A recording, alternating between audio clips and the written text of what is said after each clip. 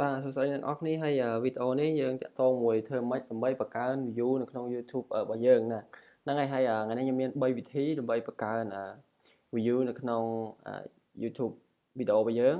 អញ្ចឹងវិធីទី1គឺយើង share ចូល Facebook ណាអញ្ចឹង share ចូល Facebook អ្នកនរគ្នាអាច copy link ណាយើងអាច copy link ពី YouTube របស់យើងហ្នឹងវីដេអូ YouTube របស់យើងហ្នឹងដាក់ចូលយើង copy មកដាក់ចូលផាសចូលទៅក្នុង group ឬក៏យើងផុសចូលទៅក្នុង page ហ្នឹងហើយអាហ្នឹងគឺបាន view ដូចគ្នាដល់ពេលឃើញមើលគេចាប់អារម្មណ៍គឺគេចុចមកអញ្ចឹងក៏ប៉ុន្តែយើងមិនគួរថាដាក់ title blank អត់មាន title យើងគួរតែដាក់ថារៀនរកលុយតាម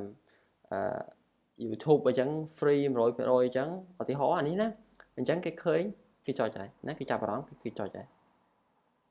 មួយទៀតគឺយើងអាចផុសចូលនៅក្នុង Facebook page របស់យើងដូចគ្នាបើសិន Facebook page យើងមាន fan ច្រើនគឺយើងបានទទួល view ច្រើនដែរហ្នឹងហើយវិធីទី2តែប៉ុតវិធីទី1នេះបើតាមខ្ញុំគិតថាវាអត់សូវល្អដូចវិធីទី2ទេអញ្ចឹងវិធីទី2នេះយើងបង្កើត blogger របស់យើងមួយណាបង្កើត website របស់យើងមួយដាក់វីដេអូចូលទៅក្នុង embed ចូលក្នុងហ្នឹងមកហើយកុំភ្លេចដាក់រូបចូលមួយផងឲ្យវា YouTube វាចាប់ឲ្យ Facebook វាចាប់ហ្នឹងហើយការផុសគឺដូចគ្នាអញ្ចឹងការផុសគឺដូចគ្នាយើង copy ផាសមកហើយដាក់ចំណងជើងអញ្ចឹងមានន័យថាអានេះវាធំជាងមើលទៅវាច្បាស់ជាងឥឡូវពេលយើងដាក់ title យើងដាក់ធ្វើម៉េចឲ្យតាក់ទាញផងរៀនរកលុយតាម YouTube free អញ្ចឹងណាអញ្ចឹងដល់ពេលឃើញឧទាហរណ៍ថាទាំងគេទាំងយើងឃើញតែ title ហើយនៅ thumbnail នេះតែឲ្យយើង thumbnail ហើយកាត់អត់ស្អាតហើយអត់មានភាពតាក់ទាញហើយគេអត់សូវចាប់អារម្មណ៍អញ្ចឹងគេចុចទេអញ្ចឹង member នៅក្នុងនេះគឺ10000នាក់ជាងអញ្ចឹងយើងគិតមើលទៅថាវាអាច10000នាក់ចូលមើលវាអត់អាចទេវាអញ្ចឹងយើងតម្រូវ share មិន share ច្រើនទេអធិស្ឋានយើងបើសិនបើយើងចង់បាន view ច្រើនគឺយើងត្រូវ share ចូលក្នុង group ច្រើនហើយសួរយើងមិនបាច់ share សួរបាន view អត់បានទេអញ្ចឹងកុំសង្ឃឹមថាពេលដែលយើងអត់យើងបង្កើតវីដេអូថ្មីឬបង្កើតអីអត់ share សួរបាន view អត់បានទេអញ្ចឹងហើយបានថាគេសួរខ្ញុំថាមានវិធីផ្សេងអត់ដើម្បីបង្កើន view និយាយទៅគឺវាមានតែ share ហ្នឹងឯងបើអត់ share គឺមិនមាន view ចូលនៅក្នុង YouTube របស់យើងព្រោះយើងគេមិនដឹងថាវីដេអូរបស់យើងផុសចូលក្នុង YouTube ឬក៏អីអាហ្នឹងដល់យើងធ្វើ SEO ទៀតអាហ្នឹងហើយប៉ុន្តែបើសិនមកឲ្យនៅស្ងៀមហ្នឹងមាន view គឺអត់មានទេមានតែយើង share អញ្ចឹងសួរគេបាន view ច្រើនហ្នឹងសួរថាគេ share ទេគេ share ដូចគ្នាណាគេ share ដូចគ្នាដល់ពេលគេ share ហើយគេបាន subscribe ច្រើនអញ្ចឹងគេកាត់បន្ថយការ share អញ្ចឹងវាហត់ណាអញ្ចឹងមានតែ share នឹងឯងបាន view ចឹងខ្ញុំអាចផុសមកធ្វើម៉េចដាក់វីដេអូដាក់ចំណងជើងឲ្យតាក់ទាញហើយអាហ្នឹងការដាក់ចំណងជើងអាស្រ័យអ្នកនរគ្នាទេបើអ្នកនរគ្នា share អីរឿងអីផ្សេងទៅអាហ្នឹងក៏មិនដឹងទេអាហ្នឹងព្រោះអាហ្នឹងជាការហៅរបស់អ្នកនរគ្នាអានេះគ្រាន់តែខ្ញុំប្រាប់ទេហើយការ share អ្នកខ្លះក៏គិតថា share តាមបោះវីដេអូ YouTube ចឹងវាបានលុយតិចដឹងហើយវាបានលុយតិចក៏ប៉ុន្តែ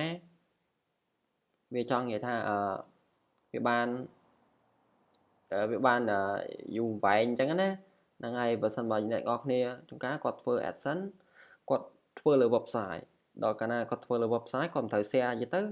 website YouTube គឺ website share បានលុយច្រើនជាងណាមួយថ្ងៃអី30-40រៀលអីគឺបានឲ្យតែយើងប៉ិន share ណាឲ្យយើងប៉ិន share ដាក់thumbnail អីឲ្យគួរតាក់ទាញឲ្យដាក់ចំណងជើងក៏មិនតាក់ទាញមកគឺចុចឲ្យបានលុយច្រើនជាង YouTube ទៀតក៏ប៉ុន្តែអ្នកខ្លះគាត់ចំណាប់អារម្មណ៍លើ YouTube អញ្ចឹងអាការខ្ញុំបង្ហាញនេះមិនមែនបង្ហាញរកលុយតាមwebsite ណាគឺខ្ញុំប្រៀនតាម YouTube ក៏វាត្រូវ share ដូចគ្នាដែរក៏ប៉ុន្តែវាបានលុយតិចអាហ្នឹងយើងធ្វើមិនខ្មិចព្រោះយើងស្រឡាញ់ខាងហ្នឹងឬក៏យើងចង់រកតាម website share ដូចតែគ្នាហ្នឹងហើយអាហ្នឹងយើងអាចផុសចូលនៅក្នុង Facebook group Facebook page អញ្ចឹង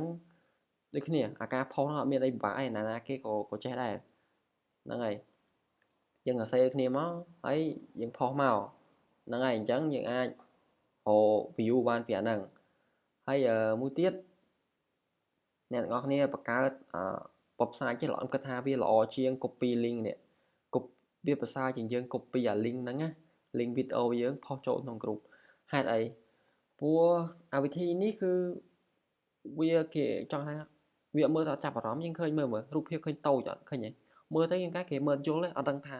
ជាទូទៅគេមិនសូវមើល title គេ scroll ឃើញអាណាតាក់ទាញបើគេឈប់ អញ្ចឹងហើយតូចញឹកហ្នឹងហើយមើលទៅតូចផ្លែកហ្នឹងហើយសួរថាគេមើលទៅចាប់អារម្មណ៍ទេអត់ទេអញ្ចឹងវិធីនេះយើងបើសិនណា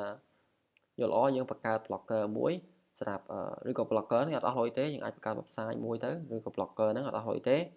ហើយយើងផុសមកហើយយើងដាក់វីដេអូយើងមកហើយយើងចាប់តាម share ហើយបើសិនបើអ្នកអស់គ្នាអត់ចេះ blogger ទេអត់ចេះបង្កើតទេអ្នកទាំងអស់គ្នាអាចបើសិនបើខ្ញុំឃើញគេ comment ច្រើនថាគ្រប់ត្រូលខ្ញុំបង្កើតបរិញ្ញាបង្កើត blogger ហ្នឹងខ្ញុំនឹងប្រាប់អ្នកនរគ្នាអញ្ចឹងបើសិនអ្នកនរគ្នាចង់រៀន blogger ហ្នឹងចង់បង្កើតហ្នឹងបើសិនអញសម្រាប់អ្នកអត់ចេះណាហ្នឹងហើយអ្នកនរគ្នាអាច comment ថាចង់រៀន blogger អញ្ចឹងទៅហ្នឹងហើយវិធីមួយទៀតអានេះវិធីទី1គឺខ្ញុំ share ចូល Facebook page ឬក៏ Facebook group អញ្ចឹងយើង share កាន់តែច្រើនកាន់តែបានលុយច្រើនហ្នឹងហើយបានកាន់ view កាន់តែច្រើនវិធីទី2គឺយើងបង្កើត website ដើម្បី share ចូលនៅក្នុង Facebook group និង Facebook page ដូចគ្នាហ្នឹងហើយវិធីទី3គឺយើងធ្វើ SEO អញ្ចឹងធ្វើ SEO នេះគឺយើងអត់ share ទេមិនចាំបាច់ share ប៉ុន្តែឲ្យហត់មុនដំបូងអញ្ចឹង SEO ហ្នឹងយើងធ្វើមិនយើងត្រូវរក keyword ណាដែលគេ search ច្រើនហើយមានការប្រកួតប្រជែងតិចហើយមួយទៀតយើងត្រូវធ្វើthumbnail ឲ្យតាក់ទាញណាដាក់ description ដាក់ tag ដាក់ title ហ្នឹងខ្ញុំបានប្រាប់អស់ហើយនៅក្នុងវីដេអូរបស់ខ្ញុំហើយមួយទៀតធ្វើ backlink ណាធ្វើ backlink អាហ្នឹងខ្ញុំអត់ទាន់ផុសវីដេអូទេហើយខ្ញុំខ្លាចតែអ្នកទាំងអស់គ្នាចង់រៀនget view លឿនអញ្ចឹងណា backlink ហ្នឹងចាំវីដេអូក្រោយខ្ញុំប្រាប់ហើយមានតែប៉ុណ្្នឹងឯងហើយវាមានវិធីច្រើនទៀតអ្នកទាំងអស់គ្នាអ្នកខ្លះទៅក៏ដាក់រូបភាព thumbnail ផ្សេងទៅអាហ្នឹងស៊ីសងលើអ្នកទាំងអស់គ្នាទេអាហ្នឹងគាត់ថាខ្ញុំប្រាប់នេះគឺប្រាប់វិធីត្រឹមត្រូវមិនមែនប្រាប់វិធី